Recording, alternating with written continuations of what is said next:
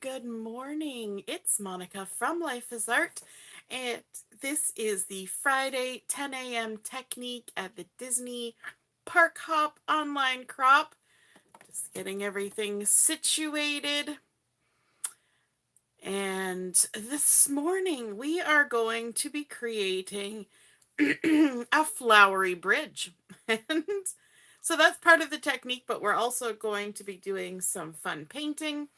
And so from the new May to April next year Stampin' Up! Catalog, we're going to be looking at a couple of things. We're going to be looking at the Country Woods DSP, and these are all beautiful wood grain papers. And then we're also going to be looking at the Layers of Beauty stamp set. It's a photopolymer set, and it's a really pretty set that has some unique traits about it. So we'll talk about that as we get going. If you're joining me live, just say hello or howdy so I know you're here. And if you're watching later on replay, you can say replay and drop a message. I see that Joanne is watching and Heather is here too. Hello, hello, good morning to both of you. And so this is the stamp set that we're going to be using. Layers of Beauty. It's got some nice sentiments. We've got happy anniversary. You make my heart smile. Grateful for you. God bless. There's a very large floral image. And then there are a few extra little bits and pieces. Now, the interesting thing about this floral image, and you'll see it better once I stamp it, is that there are some gaps. So you'll notice around this sort of central image, there's a gap here. These pieces are not fully attached, and there's gaps along here and gaps along here. And what that does is it gives you the ability to stamp it as one entire unit, or you can stamp it and then cut it apart into different pieces and layer them up differently. And so that's kind of a unique feature. So the first thing we're going to do is we're going to stamp, and I'm going to use my stamp platform for this just to keep everything good, because sometimes on my table large things don't stamp well. I'm going to add just a piece of white cardstock into my platform.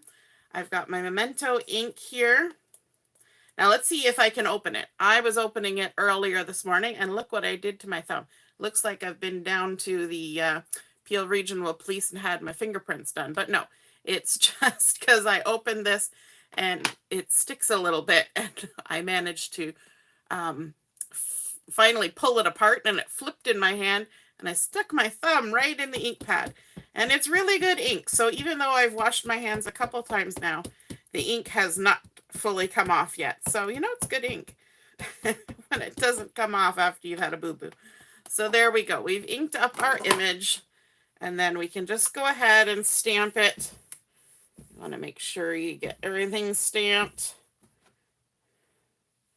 And that looks good. Now this is just plain white cardstock that we're using here.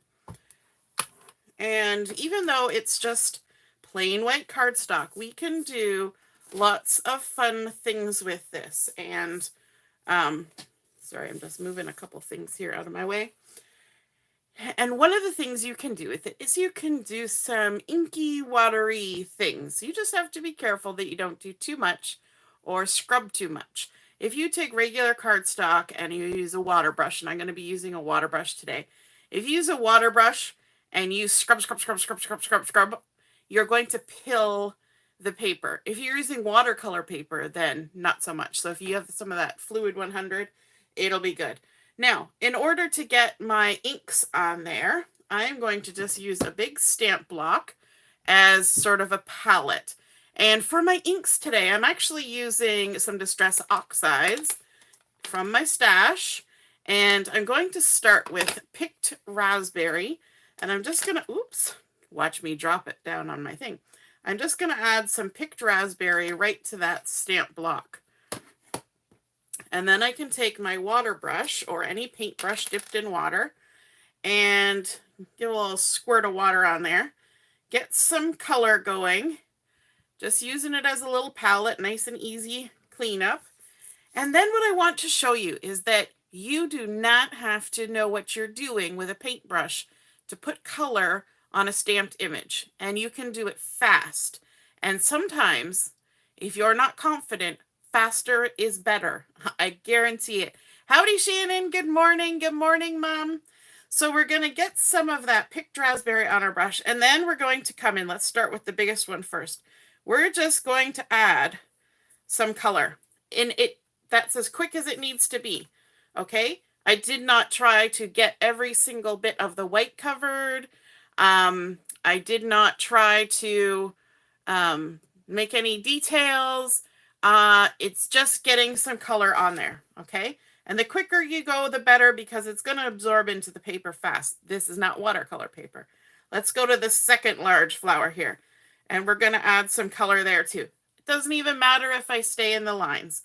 Then we're going to come and do the third one, and just swishy swish, add some color. Now, you'll notice over here on my block that I have some ink that I haven't picked up yet. If I come in there, that stuff is a little bit more concentrated because I haven't mixed as much water. And now here's where you take a smidgen more time. And I'm going to envision the inside of these leaves where they're going down into the flower. And I'm just going to add a little tiny smirch of darker color here and there. Okay. Now this particular stamp set actually has a stencil that you can purchase, and it will allow you to ink and beautifully color these florals. I did not purchase the stencil. I may yet purchase the stencil, but I didn't purchase the stencil because I was just filling up my starter kit, and you want to get as many different things as you can to start off with. So I didn't get the stencil, but there is one available. Let's move over to the second one. We're going to just quickly add little blips of darker pigment in sort of those central bits, just here and there. Let's grab a little more. If you're using a water brush as opposed to a regular paintbrush, because it's feeding itself water continuously, the longer you go without re-dipping your brush, the weaker the pigment becomes, or the more diluted, that's the word, the pigment becomes. And so you want to make sure that you keep going back to that darker pigment. Now I'm going to grab a little bit more here because there's a few little flowers here and there. These little guys, let's add some pink there.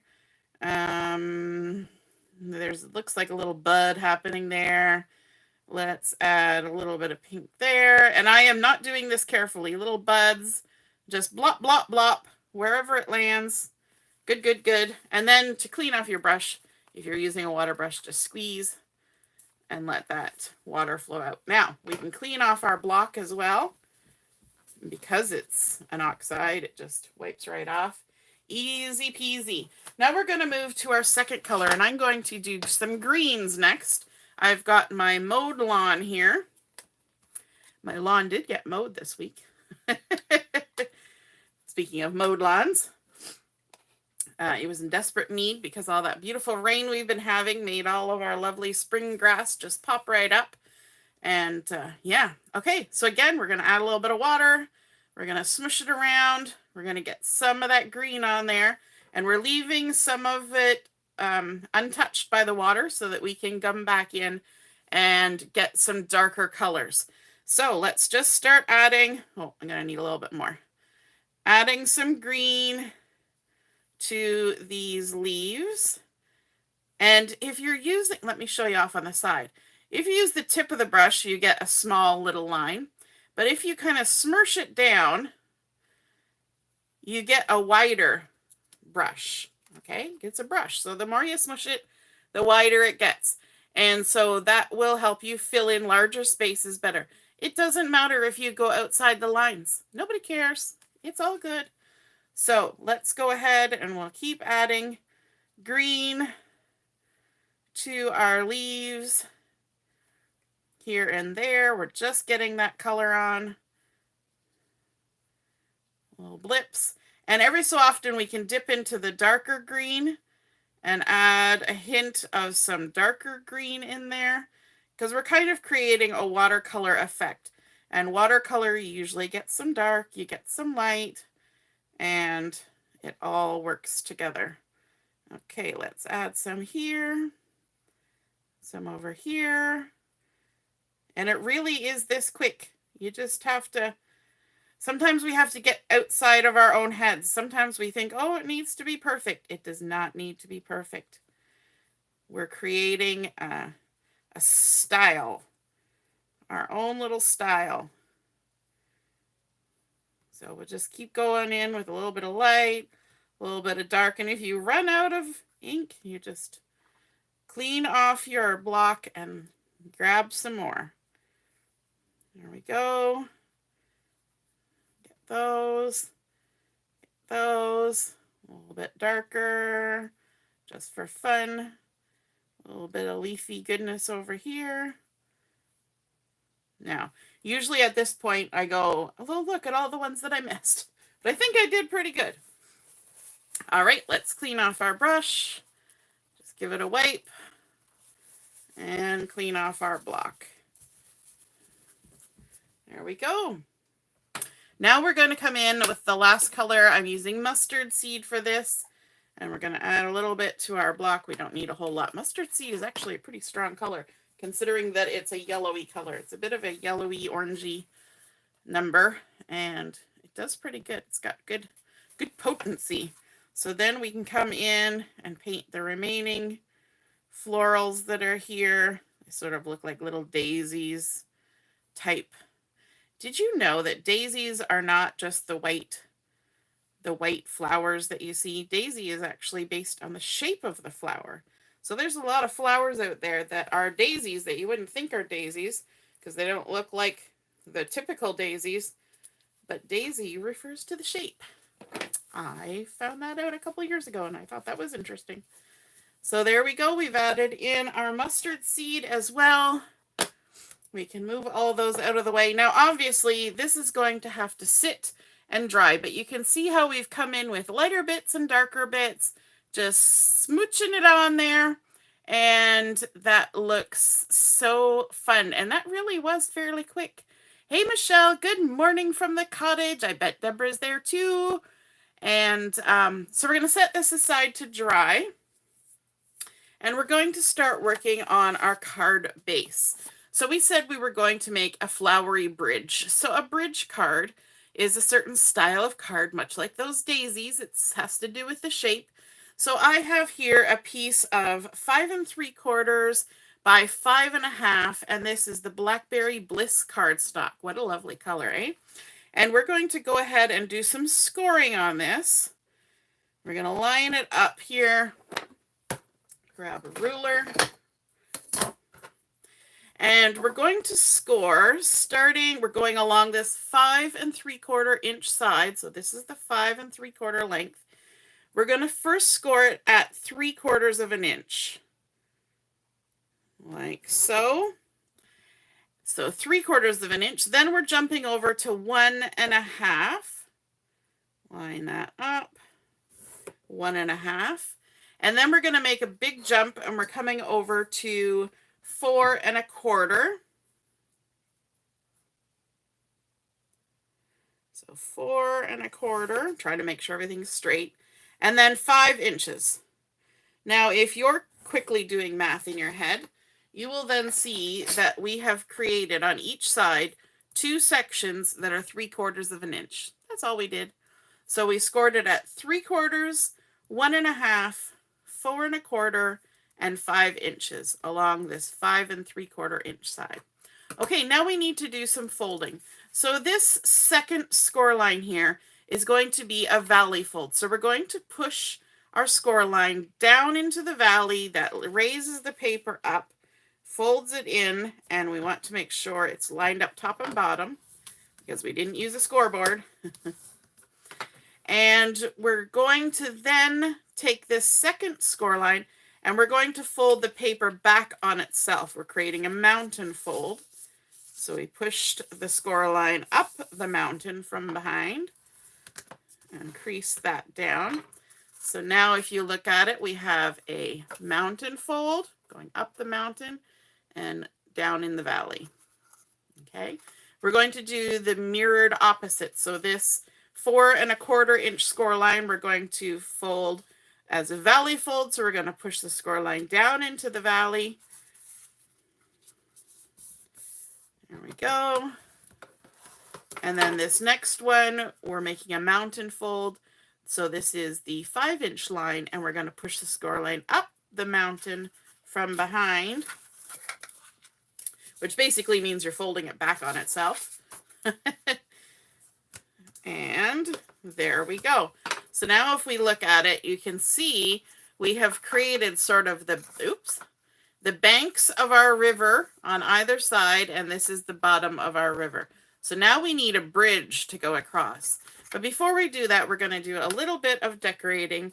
I've got a piece of this gorgeous wood grain from the Country Woods collection. This has been cut to 2 5/8 by 5 1/2, and it's going to go centered in here, centered from side to side and even with the top and bottom.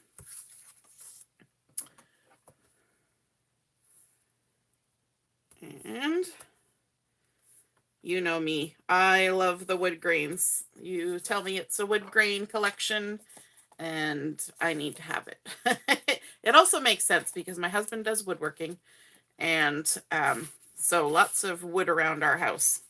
All right, so let's line this up. We're going to center it from side to side, line it up top and bottom, and there we go. And we have cut it a little bit smaller than the actual width of that panel because we want to make sure that those sides can still bend nicely without interfering with the pattern paper, without interfering with the DSP. So now I had a little bit of a quandary. I couldn't decide if I wanted to add wood grain on these 2 parts of the bridge panel as well. So let me know in the comments, do you think I should add wood grain here as well and just leave the Blackberry Bliss showing in here on the sides? Let me know in the comments, quick. Now, I forgot to cut a panel that's supposed to go on the back of the card, but let's do that now. Let me just see. I think I probably have a piece in my scrap drawer that's close enough to what we want. Bring in my huge paper trimmer. This is why I cut my stuff ahead of time, because my paper trimmer is huge. And so we want the same size well, not quite. We're going to go for 2 1/2 by 5 1/4 for our panel. And this is going to go on the back of our card and be the spot that we will write our message to our card recipient. There we go. I know you couldn't really see what I was doing that. So our white cardstock is 2 1/2 by 5 1/4, and we're going to go ahead and stick that on the back here. Let me just grab that. And you know what? I'm thinking before I stick it down, maybe I will get a little bit of something from here and add a little something. Let's grab this little sort of cornery little bit of goodness here. Take it off the carrier sheet. Get myself a block. Why not? We'll do a little bit of stampy on the back side.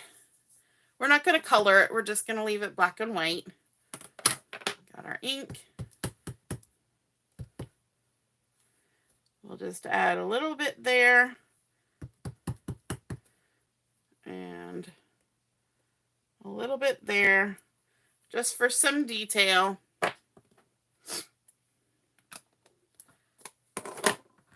Got to make it special, right?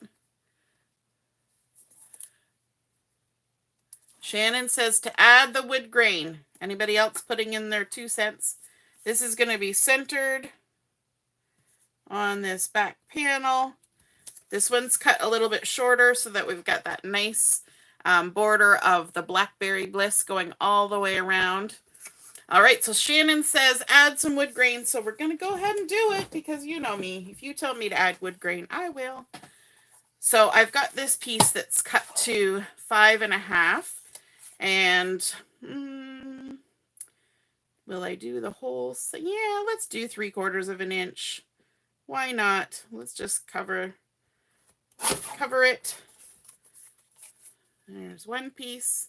So this is 3/4 of an inch by 5.5. Oops.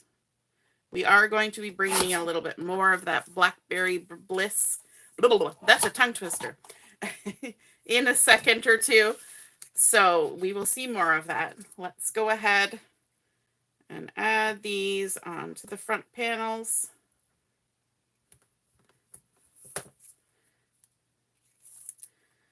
Now I've cut these the exact size, so we'll see how good we are. And it's okay to cut these ones at the exact size because the fold is going away. So it's not going to interfere with the fold. Ooh, that does look pretty. Good choice, Shannon. I think Shannon's a fan of the wood grains too. There we go. And stick this down. Whoops. I'm going to turn it this way so I can line it up with that outside edge. Like so. So pretty. I love how deep that color is. It just looks beautiful. Okay, so you remember the piece that we were coloring? Actually, this is one I did before. Yep, this one is still a little bit damp. So this is the one that we did. This is the one I did ahead of time. They're pretty much the same. I didn't spend any extra time. In fact, I actually spent more time on the one that I did on camera, but they're pretty much the same. So you can purchase this set with dies, but you know me, there are very few dies that come with stamp sets that I buy, unless there's a something that I can't get otherwise. You know, it has to be a good reason for me to avoid the fussy cutting. So I know this looks like a lot of fussy cutting, but I assure you it won't take us forever. We're going to use our scissors here, and we're going to go around pivoting our paper and leaving a little halo of that white cardstock showing all the way around. First we did the rough cut, and that makes it a lot easier to do the fussy cut. Don't worry if you're cutting off bits you've painted. It's all good. And we'll just work our way around. When I get back out here towards the edge, I'm going to trim off the excess. Yeah, because this one has been sitting for a little bit, it's a little drier, but I can still tell that the paper has still a tiny bit of dampness to it. And so that makes it not as easy to fussy cut. I should have ran the heat tool over it just as extra insurance, but that's okay. You just know that when you try to fussy cut something that's slightly damp, the edges are not as crisp. So you get the little bit of tear, shreddy feeling happening. And that's okay. Nobody's going to inspect it with a microscope. And we're just working our way. We're probably almost halfway there. I know some of you take one look at this and go, yeah, no, that's never happening. So for those of you who say that, there are the dies. And then for weirdos like me, who enjoy the fussy cutting maybe a little too much, we can have the pleasure of going round and round with our scissors. All right, so we're coming around this flower here. We've been having a lot of fun at our Disney park hop crop so far, I think. Yesterday we were exploring the Magic Kingdom. Today we will be making our way through Epcot and seeing what there is to see there. So if you're watching right now and you have been to Epcot, let me know in the comments. What was your favorite thing? Or if you haven't been there, is it a place that is on your list of places to go? I have not actually been to Disney, and I probably will never go. So it's fun to virtually have a look at everything, see what's there. I definitely do love me a good Disney movie. And because I have 3 kids, I have had the pleasure of watching many of them on repeat. I don't know, but kids kind of get stuck on a movie and then that's all they want to watch for, a few months. There was a time when Julia was little, The Sword and the Stone, for some reason, got stuck with her, and she watched it over and over and over again, and it was kind of funny, because I don't think my boys ever watched it, and I'm not even sure if I ever watched it as a kid. But my boys, the first movie they ever saw live in the theater was the Cars movie. When it came out, Joshua was just a little guy, and we said, oh, if it's got cars and wheels, he will sit and watch it for the whole movie, and he sure enough did. He was fascinated with anything with wheels. Now I'm going to do a little extra trimmy here, just in this little inside nook. And I know some of you would be like, yeah, we're not that fussy. We're not that fussy with our fussy cutting. But that just stood out to me as a spot I needed to give a little extra attention to. Okay, so now that we have trimmed all those lovely flowers, and we're going to attach them to our bridge card. Now, if we tried to attach this as it is, I'm just kind of looking to see which direction I want to go.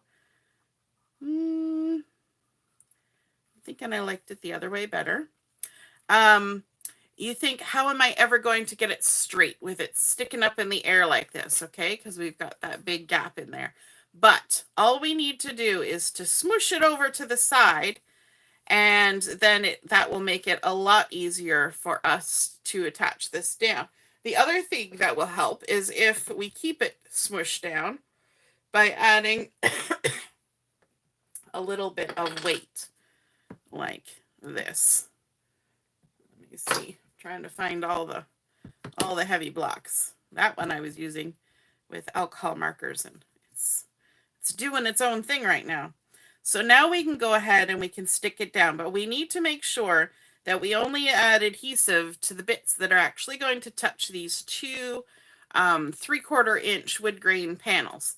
So I'm going to use my, do I want to use liquid glue? Yes, I think I do. So I'm going to kind of line it up, make sure we're staying within the bounds of the card, and then I'll just kind of lift and glue. Make sure I didn't shift it too much. Whoops, I just made a mess. That's the problem with a brand new glue bottle. I've got too much glue on there. Lift and glue. I'm going to try and get some of that smoosh off. I'm going to stick that down. Come over to the other side, and we're going to add a little bit of glue there and some glue on here. And I think there's even a little tiny touch of glue that can be added here. Doop, boop, boop. Boop, boop, boop. This is where it helps to have lots of little sticky out bits because that gives you more points of contact when you're doing the gluing, right? So we'll just give that a minute because we're using liquid glue. It needs a hot minute to, to all stick down. If we leave that there too long, it actually doesn't dry very well with blocks on it because it doesn't really set because you've kind of taken away all of the oxygen from around it. Shannon is loving the white wood grain. Yes. And let me, while we're waiting a minute for that, let me show you some of the beautiful DSP in this collection. I have chopped into some of it, so I've got some little bits and pieces here. Look at that. I've cut right into the end of it. So there's a lovely one. And the back side is this wood grain. Then we've got sort of the whitish one. That's probably the one that Shannon's thinking of. And then the dark, that beautiful dark one. That's not the one we're using. Look at this one, all chippy. And it just reminds me of like painted wood along the seashore, beachy type stuff. And then there's that dark one again. Same one on the other side. We've already seen that one. This is the one we're using on this side. And then the back side is this one. It's all very distressed and rugged and beautiful. There's some more. That's the same one. This one actually looks a bit like marble. You could almost use it as a stone pattern. And then, of course, that. So, yes, lovely wood grains in this Country Wood DSP, and it's 12 by 12, which is fabulous. All right, let's see how we're doing here. Has the glue held? I believe it has. So we'll just be gentle. And so there, our card will stand up like that, but we need to add on our sentiment. Let me scooch all these out of the way. Grab a little block. And I've got a piece of the Blackberry Bliss, and I'm going to do some heat embossing on this. So I've got my white embossing powder. I've got my Versamark ink. I need a scrap piece of paper for trapping the excess little bits. So this piece is a 1/2 inch strip. I didn't trim the length because I thought I'll just wait until I see how much length I need. I'm going to use this You Make My Heart Smile sentiment. And that's down here on the carrier sheet. You always want to walk your stamps off the carrier sheet. Don't pull them. Just walk them off with your fingers. Walk, walk, walk. And then I'm going to stick this down, pick it up with my block, give it a little bit of a seasoning, because this hasn't been used yet. Brand new. Very exciting. And then we're going to go ahead and get our Versamark on there and stamp it down. Then let's grab our embossing powder.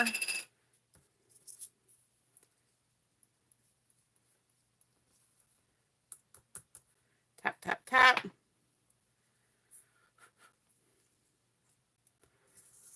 And we're going to funnel this back into our container. Put the lid on. Number 1 rule. Put the lid back on. Brush away all the stuff that fell everywhere. And let's grab our heat gun. Sorry, as I rummage. My heat gun had a bag on top of it. Alrighty. I always love this transformation. I always hold my paper up from my work surface to allow the heat to swirl around the paper, but also so that the heat does not do any damage to my table finish or anything like that. It's always just smart to do it that way. And then you just let it do its job. Let it change from dull and powdery to bright and melted and shiny. Embossing powder is tiny little pieces of plastic. It's like plastic dust. So when you melt it, it gets shiny and it all sticks together. Now I've got a little bit of some starchy goodness on there to keep my embossing powder from sticking in places I didn't want. So I'm going to give it a little rub off on my pants. And then we're going to give this a little trim. Like so. And like so. Give it a nice edge. And then we have to decide where we're going to put this. And I'm thinking down here. We can't go over the edge of the card. Yeah, down here is the place of choice. And maybe I'll even use some dimensionals for this. Let me grab my mini dimensionals. If I can, get it open. Got a pack here that's sort of half eaten, it looks like. And let's just decide we're going to need some on the end, in the middle. Yeah, middle and both ends. Just grab those, either the little ones, so it'll fit nicely on this little 1/2 inch piece. And one in the middle. There we go. Peel our backings off. My hands don't want to work with such a small piece of paper. And then we can go ahead and stick it on our card. Now we want to make sure that everything lines up. So we're going to do the same thing we did when we stuck down our flowers. We're going to smoosh everything over to the right and then go ahead and stick that down. And that way we know everything will sit lovely when we open it up. And you know what? We can't not put some bling on our card. It just goes without saying. You gotta bling it up. So these are the Rhinestone basic jewels. And let me grab my pokey thing. Let's add a few little guys. We'll put one down here by the end of our sentiment. Let's grab a bigger one. And we'll maybe, ooh, we could stick it in the center of our flower. That would be fun. We didn't really color the centers. Now I have a brilliant idea. Let's just put them in the centers of these little yellow flowers. I love it when a plan comes together. Oops. That one didn't come along for the ride.